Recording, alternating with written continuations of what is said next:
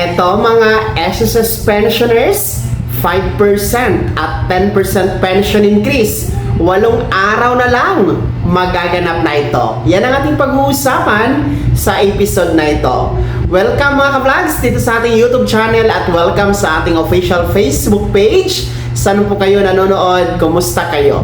Well, eto po magandang balita dahil 8 araw na lang magaganap na po ang 10% at 5% pension increase para sa lahat ng mga pensionado ng SSS. Sapagkat patapos na nga po tayo ngayong buwan ng Mayo at magaganap na po ang mas maagang crediting para sa inyong pension increase mga ka-vlogs.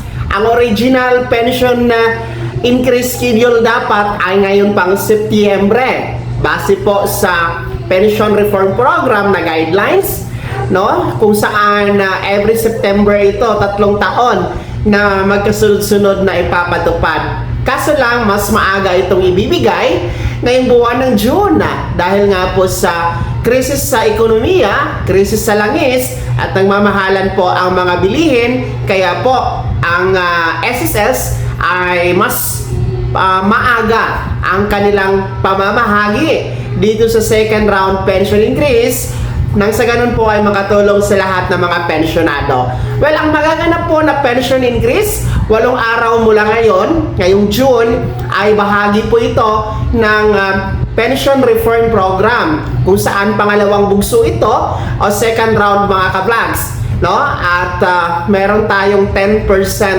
pension increase para sa lahat ng mga retiree and disability pensioners. Yung disability kasama na dyan yung partial at saka total disability. Samantala yung ating mga survivor pensioners ay magkakaroon po ng 5% pension increase. Well, ang schedule po para ngayong buwan ng June, makinig kayo mga pensionado dahil ibibigay natin sa inyo ang schedule, kailan ang releasing.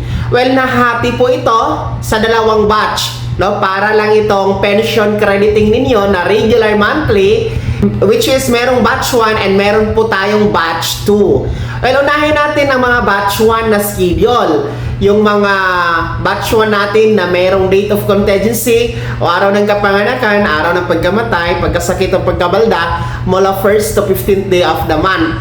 Ang inyo pong schedule ng June pension increase ay June 1 na. Kung makikita nyo po sa yung kalendaryo, yan ay natapat sa araw ng Lunes. Hindi po yan weekend at hindi din po holiday. Kaya regular pension crediting schedule ang ating aasahan dyan. Walang pagbabago sa petsa. And take note, ang ating pong pension increase sa schedule ngayong June 1, kasabay na dyan ang inyong June monthly regular pension. So isasabay na po yan mga first batch.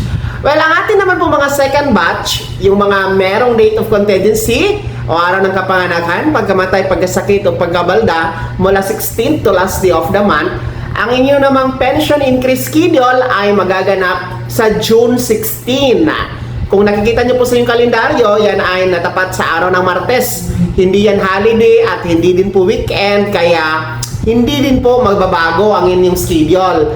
June 16 talaga. At kasabay din po ng inyong pension increase crediting ang inyong pension para sa buwan ng June. So magkasabay talaga yan mga ka-vlogs. So ayan ilang tulog na lang, ilang araw na lang talaga magaganap na ang inyong 10% and 5% pension increase, which is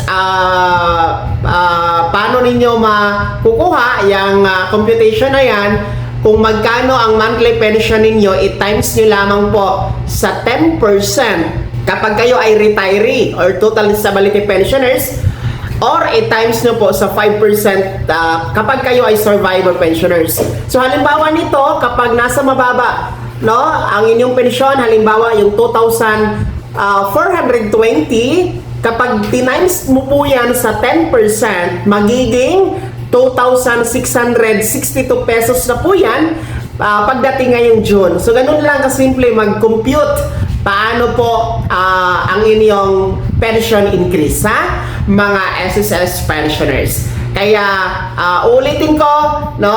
Magaganap na talaga ang inyong inaantay. Malaking tulong ito para sa inyong mga pangangailangan, mga pensyonado, lahat kayo, no? Ay walang maiiwan basta pensyonado on or before June 2026.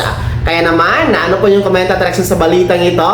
Kayo ba ay excited na, mga SSS pensioners, sa inyong second round pension increase? Ibahagi niyo po sa comment section na nasa baba. Maraming salamat. God bless. Happy weekend mga ka-vlogs.